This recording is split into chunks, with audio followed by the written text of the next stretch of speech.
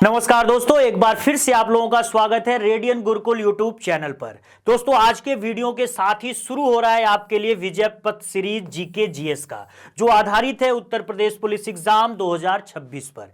UP police 2026 में जो भी अपने एग्जाम कराने वाली है, स्पेशली कांस्टेबल, सब इंस्पेक्टर और होमगार्ड्स, उनको ध्यान में रखते हुए हम लोग इस सीरीज को स्टार्ट किए हैं। इस सीरीज में जीके जीएस के उन्हीं क्वेश्चंस को कवर किया गया है जो उत्तर प्रदेश पुलिस के सिलेबस और पैटर्न के हिसाब से है। तो दोस्तों, ये पूरी की पूरी सीरीज आपके लिए बिल्कुल निःशुल्क है, यानी कि फ्री है। तो इसको ज्वाइन करिए और इस सीरीज के सारे मॉक टेस्ट एग्जाम हॉल में जाने से पहले, यानी कि एग्जाम में बैठने से पहले जरूर अटेम्प्ट करिए। साथ ही कमेंट बॉक्स में अपने स्कोर भी बताइए कि हम इतने क्वेश्चंस में कितना कर पा रहे हैं या फिर कितना हमारे मार्क्स आ रहे हैं। तो चलिए दोस्तों, देर ना करते हुए इस विजय पथ सीरीज को शुरू करते हैं, जो आपको उत्तर प्रदेश पुलिस एग्जाम 2026 में 100% सफलता दिलाएंगे जीएस, जीके और जीएस वाले सेक्शन में।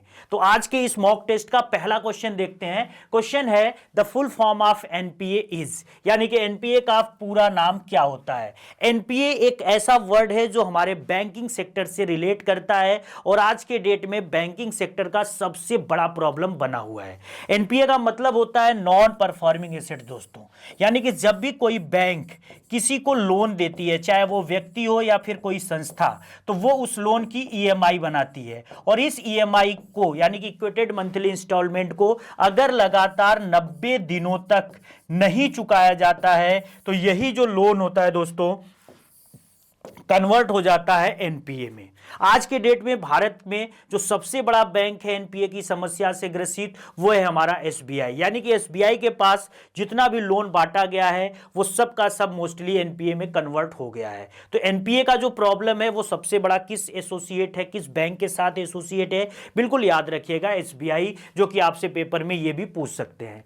अगला क्वेश्चन है, अर्जुन पुरस्कार किस क्षेत्र में उपलब्धियों के लिए दिया जाता है। देखिए, अर्जुन पुरस्कार राष्ट्रीय खेल पुरस्कारों का एक हिस्सा होता है, नेशनल स्पोर्ट्स अवार्ड का। ठीक है दोस्तों, और ये जो है 1961 से पहली बार डिस्ट्रीब्यूट किया जा रहा है। तो यहां पे आंसर क्या हो जाएगा, अर्जुन अवार्ड किस क्षेत्र से संबंधित है, वो खेल है।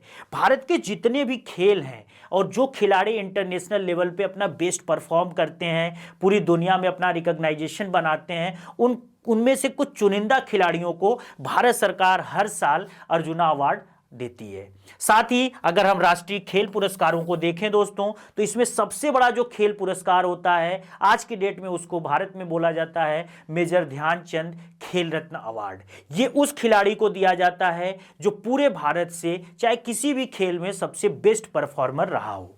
इसके बाद अगला क्वेश्चन देखते हैं, इंडिया विंस फ्रीडम किसकी ऑटोबायोग्राफी है। तो देखो, इंडिया विंस फ्रीडम ये ऑटोबायोग्राफी है अबुल कलाम आजाद की।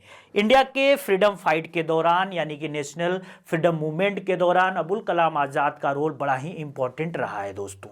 अबुल कलाम आजाद सबसे कम उम्र के भारतीय नेशनल कांग्रेस के प्रेसिडेंट भी बने। साथ ही आज़ादी के टाइम 1940 से लेकर लगभग 1946 तक, सबसे लंबे समय तक ये जो है कि उसको कांग्रेस को लीड करते हैं और आज़ादी के बाद इनको देश का पहला एजुकेशन मिनिस्टर भी बनाया जाता है। तो यूपी पुलिस अगर आपसे पूछती है कि इंडिया का आज़ादी के बाद पहला एजुकेशन मिनिस्टर कौन था, नाम याद रखिएगा, अबुल कलाम आज़ाद।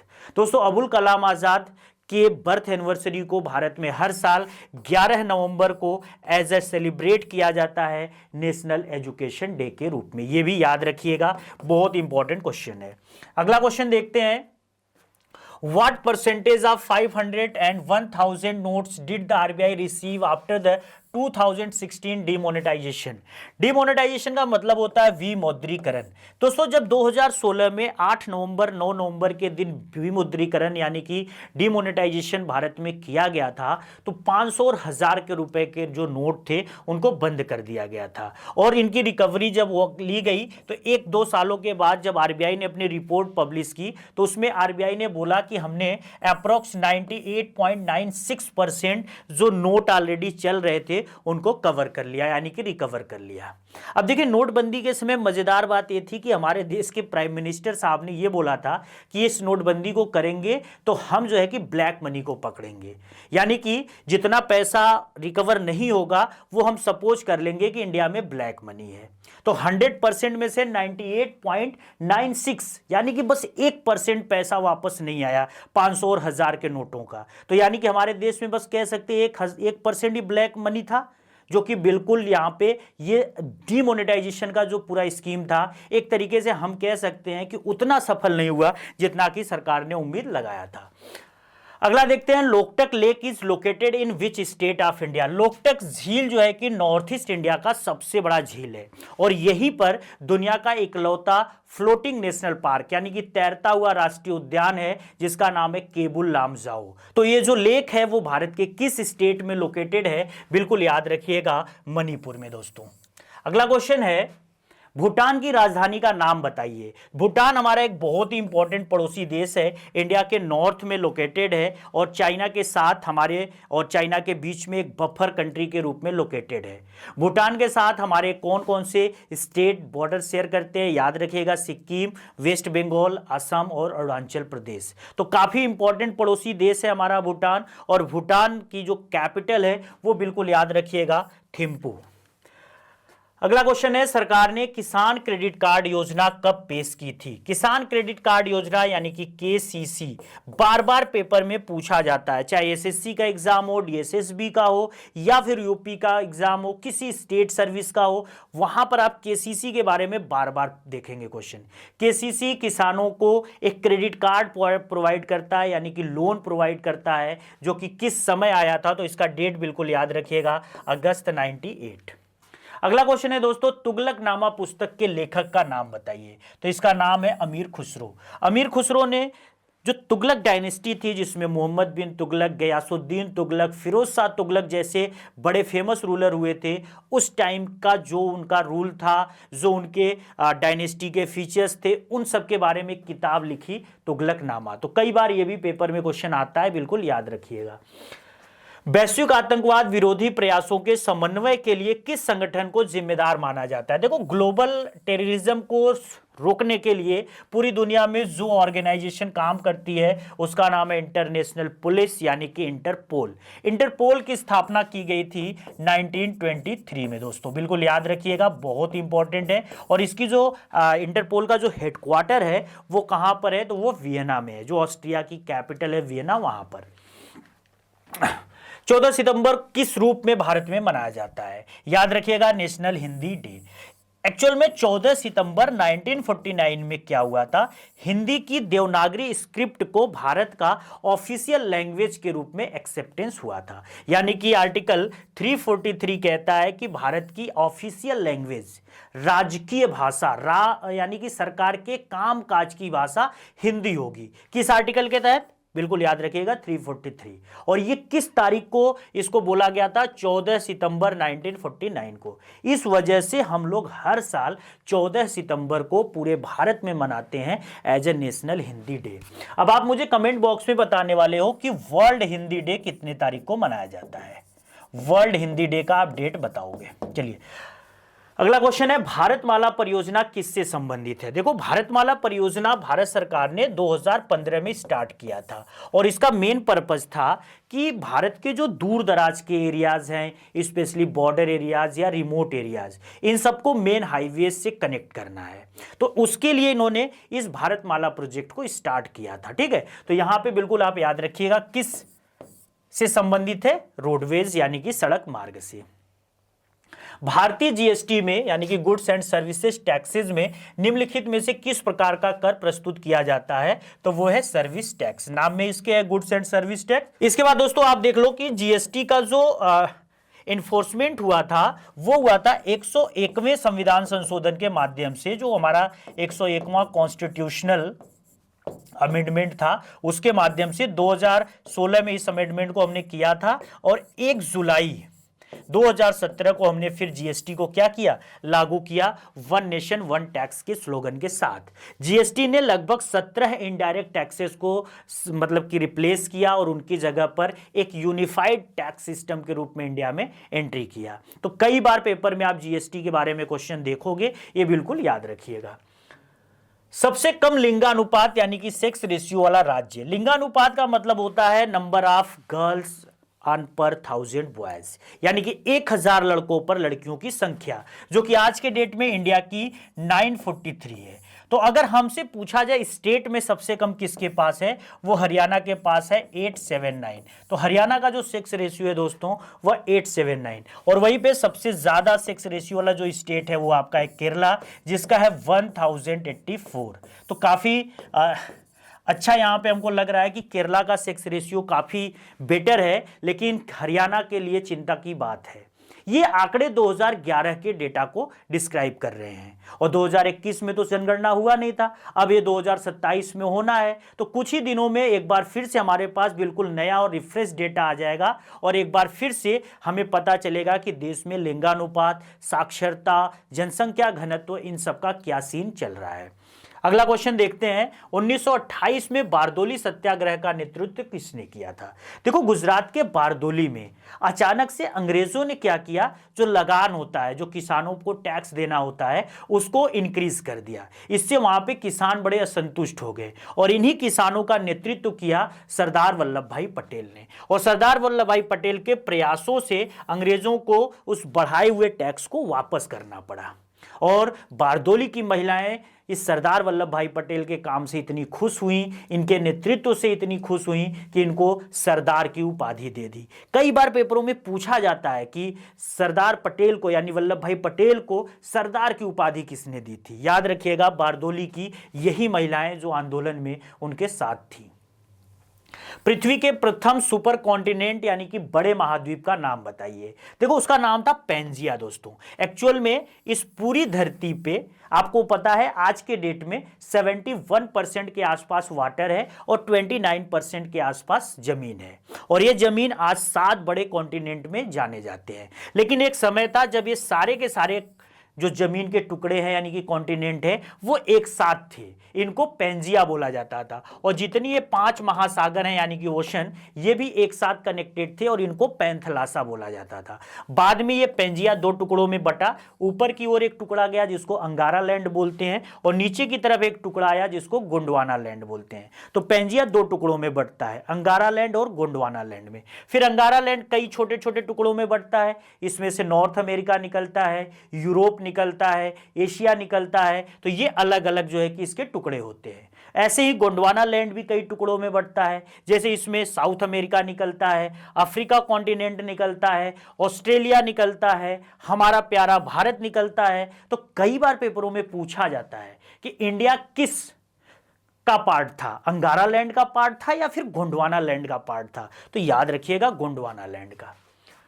अगला क्वेश्चन है, कौन सा संगठन दुनिया के सबसे निर्धन विकासशील देशों को ऋण और अनुदान प्रदान करता है। तो उसका नाम है वर्ल्ड बैंक दोस्तों।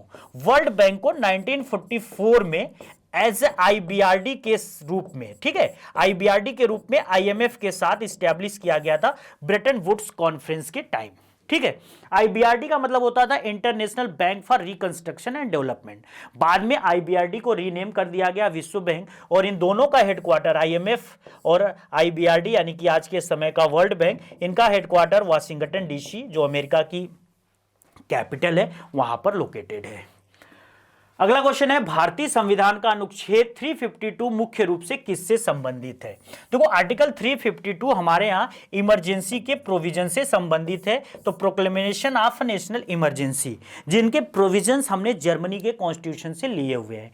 इंडिया में नेशनल इमरजेंसी 3 बेसिस पे लगाए जा सकते हैं। पहला, वार का मतलब किसी के साथ हमारा युद्ध हो जाए। दूसरा, बाहरी आक्रमण यानी कि कोई अलग से देश हम पर अटैक कर दे। और तीसरा, वहां पर पहले एक वर्ड होता था नेशनल इंटरनल डिस्टर्बेंस यानी कि आंतरिक अशांति, और इंदिरा गांधी ने 1975 में इसी वर्ड के आधार पर लगा दिया था। बाद में हमने कॉन्स्टिट्यूशन में अमेंड करके इस तीसरे वाले आधार को हटा दिया और यहां पे अब वर्ड यूज कर दिया है सशस्त्र विद्रोह। तो आज के डेट में भारत में 3 आधार पे नेशनल इमरजेंसी इंपोज की जा सकती है। वो पहला हो गया युद्ध, दूसरा हो गया बाह्य आक्रमण और तीसरा हो गया आपका सशस्त्र विद्रोह। पहले इसकी जगह पे कौन सा वर्ड था? आंतरिक अशांति, बिल्कुल भूलिएगा नहीं।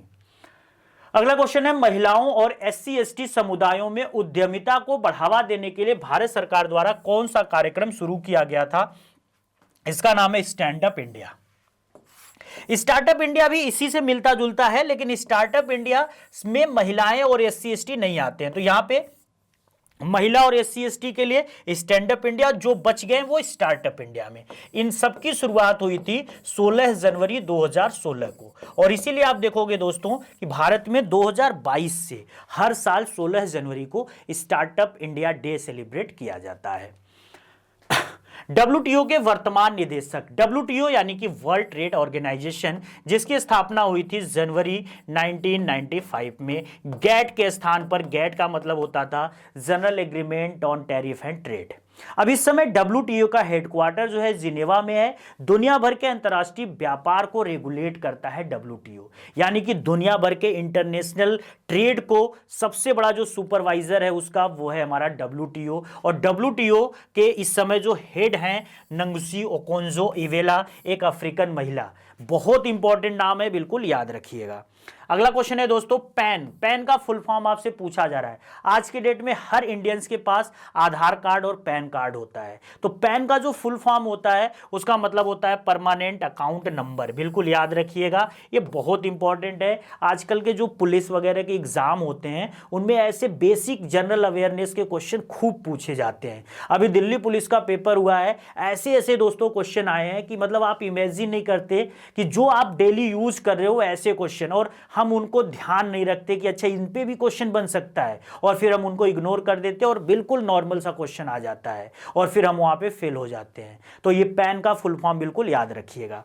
ऐसे ही पिन का फुल फॉर्म आप मुझे कमेंट बॉक्स में बताने वाले हो।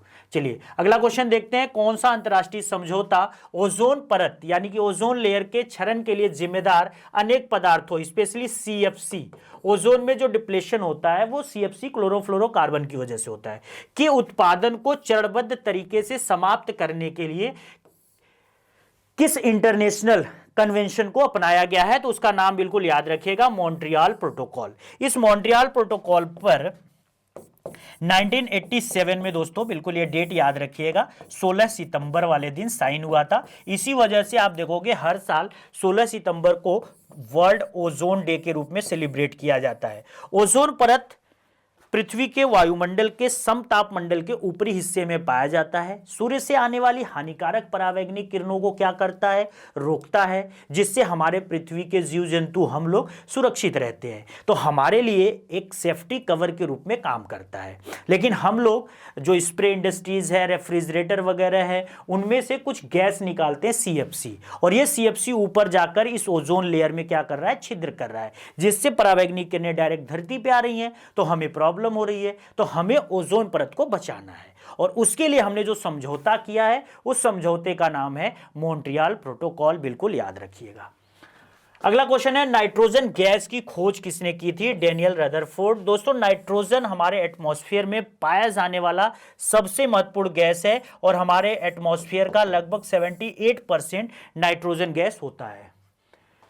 व्यापार घाटे से आपका क्या मतलब है? देखो, जब भी कोई देश व्यापार करता है, स्पेशली इंटरनेशनल ट्रेड करता है, तो उसके 2 टर्म होते हैं, एक्सपोर्ट और इंपोर्ट। जब हम सामान बाहर भेजते हैं तो उसको एक्सपोर्ट बोला जाता है, और जब हम सामान बाहर से मंगाते हैं तो उसको इंपोर्ट बोलते हैं। और जब भी इंपोर्ट ज़्यादा हो जाएगा एक्सपोर्ट से तो हमारा ट्रेड डेफिसिट में हो जाएगा। और इंडिया का रिकॉर्ड रहा है 1-2 सालों को छोड़कर हम हमेशा घाटे में ही रहे हैं इंटरनेशनल ट्रेड में, ये बिल्कुल याद रखिएगा। तो यहाँ पे जब किसी देश का आयात उसके निर्यात से अधिक हो जाता है तो उसको हम क्या बोलते हैं? Trade deficit.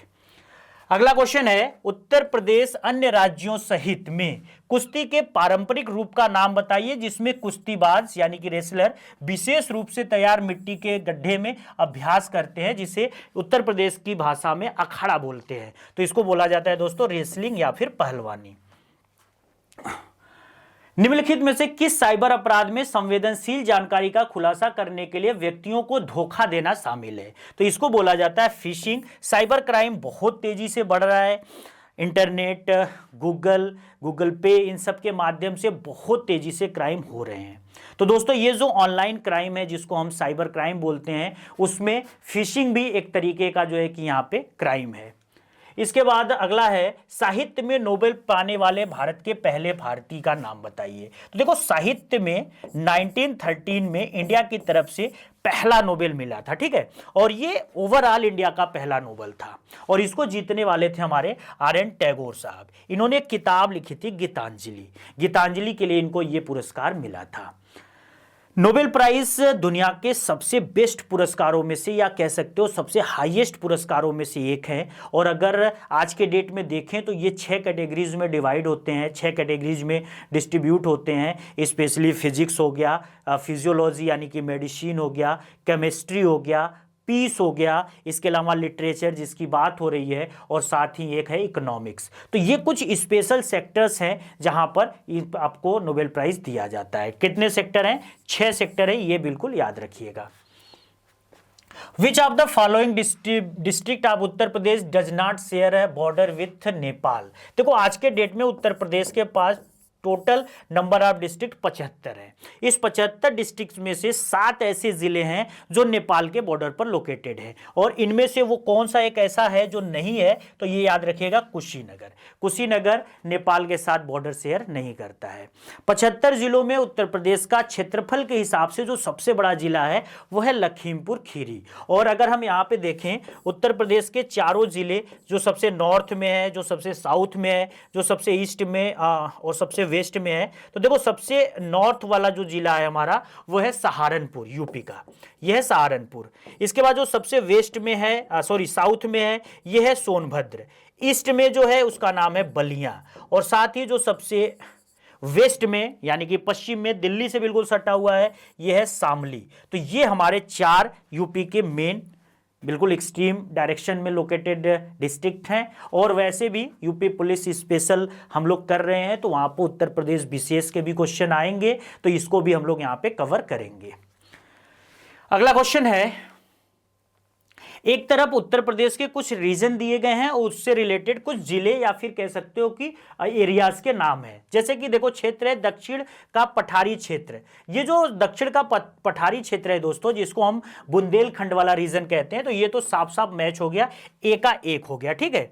इसके बाद भाबर, भाबर का मतलब होता है जैसे ही हिमालयन क्षेत्र खत्म होता है, शिवालिक खत्म होता है, तो वैसे ही मैदानों का जो हमारा उत्तर भारत का विशाल मैदान है उसमें एक्चुअल में 3 पट्टियां होती हैं, भाबर, तराई और जलोढ़ वाली पट्टी। तो भाबर वाली पट्टी सबसे पहले होती है जो कंकड़ पत्थर से भरी होती है, तो वो आपको बिजनौर में ही मिलेगा। तो बी का भी 2 हो गया। और तीसरा वाला जो रीजन होता है वो तराई वाला रीजन है। तराई में क्या होता है कि भाबर के ठीक सटा हुआ रीजन होता है। आप इसको ऐसे समझ सकते हो जैसे कि ये मान लो कि हिमालय खत्म हो गया, हिमालय के बाद ये भाबर जहां पे कंकड़ पत्थर, फिर इसके बाद ये तराई, और तराई के बाद फिर ये आपका हो जाएगा जलोढ़, ये वाला जलोढ़ एरिया हो गया, ठीक है। ये तराई हो गया और ये हो गया भाबर, ठीक। अब इसके बाद आपका ये पठारी यानी कि बुंदेलखंड स्टार्ट हो जाएगा। तो एक तरफ आपका हिमालय और एक तरफ आपका पठार, इन्हीं दोनों के बीच में आपका ये पूरा का पूरा यूपी लोकेटेड है। उत्तर भारत का विशाल मैदान लोकेटेड है, जिसको 3 बड़े रीजन्स में बांटते हैं। अगला क्वेश्चन है दोस्तों, मृदा अपरदन सर्वाधिक किस जिले में होता है उत्तर प्रदेश के? तो ये बिल्कुल याद रखिएगा, इटावा। और उत्तर प्रदेश ही नहीं पूरे भारत में मृदा अपरदन के लिए सबसे फेमस जो नदी है उस नदी का नाम है चंबल।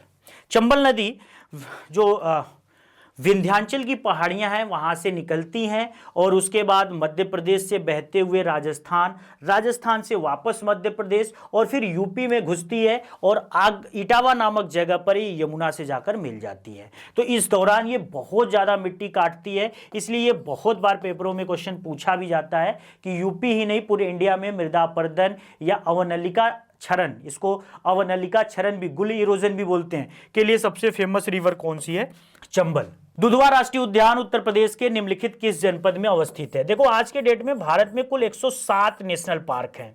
107 नेशनल पार्क में से सिर्फ एक नेशनल पार्क अपने पास यूपी में है और उसका नाम है दुधवा नेशनल पार्क, और ये उत्तर प्रदेश के क्षेत्रफल के हिसाब से सबसे बड़े जिले लखीमपुर खीरी में लोकेटेड है। अब कुछ करंट अफेयर के क्वेश्चन देख लेते हैं दोस्तों। नेशनल स्पोर्ट डे हर साल 29 अगस्त को किस महान भारतीय खिलाड़ी के जन्मदिन के मौके पर मनाया जाता है? इनका नाम याद रखिएगा, मेजर ध्यानचंद, जो कि हॉकी के विजार्ड या फिर हॉकी के जादूगर कहे जाते हैं। मेजर ध्यानचंद के नाम पर ही भारत सरकार आज के डेट में भारत का सबसे बड़ा खेल पुरस्कार मेजर ध्यानचंद खेल रत्न अवार्ड भी डिस्ट्रीब्यूट करती है। इस खेल रत्न अवार्ड का पहले नाम राजीव गांधी खेल रत्न अवार्ड था। वर्ष 2021 में इस नाम को चेंज कर दिया गया।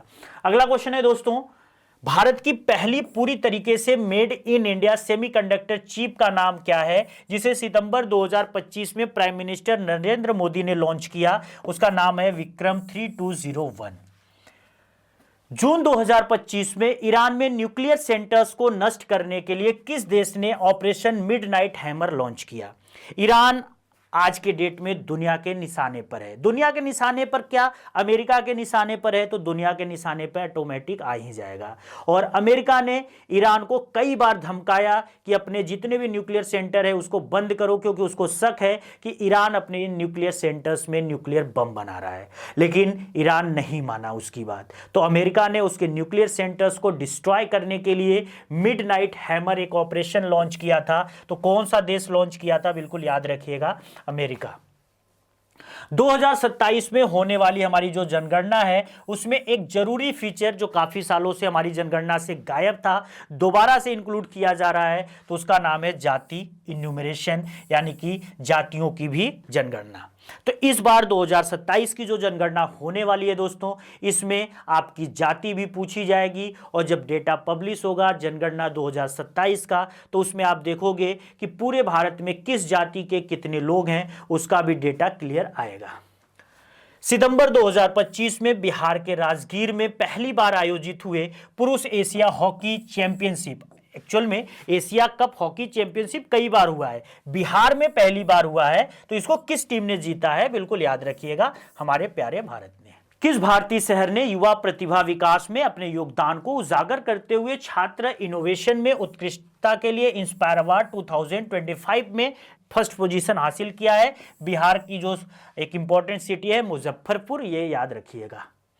स्वच्छ भारत मिशन शहरी के अंतर्गत सतत जल प्रबंधन को बढ़ावा देने के लिए ग्रीन म्यूनिसिपल बॉन्ड जारी करने वाला भारत का पहला जो शहर है या फिर नगर निगम है वो कौन सा है? उसका नाम याद रखिएगा, यूपी का गाजियाबाद। मोस्ट इंपॉर्टेंट क्वेश्चन है, यानी कि गाजियाबाद की जो म्यूनिसिपैलिटी है ये अपने डेवलपमेंट के लिए खुद बॉन्ड जारी कर रही है। जिनको गाजियाबाद म्यूनिसिपैलिटी पे भरोसा है वो उसके बॉन्ड खरीदेंगे, गाजियाबाद म्यूनिसिपैलिटी को पैसे देंगे और उस पैसे से गाजियाबाद अपने नगर निगम को पूरी तरीके से विकसित करेगा, और बाद में जो लोग बॉन्ड खरीदे हैं उसको सर्टेन रेट ऑफ इंटरेस्ट पे फायदे के साथ उनका पैसा वापस करेगा।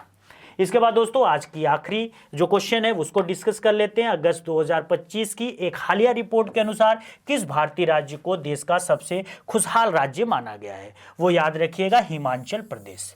दोस्तों जो ग्रॉस नेशनल हैप्पीनेस एक कॉन्सेप्ट होता है, ग्रॉस नेशनल हैप्पीनेस, दुनिया के तमाम देश जहां जीडीपी के पीछे भाग रहे हैं, उत्पादन के पीछे भाग रहे हैं, वहीं दुनिया का एक देश है भूटान, हमारा पड़ोसी है जिसकी कैपिटल थिम्पू है। ऑलरेडी क्वेश्चन डिस्कस किए थे।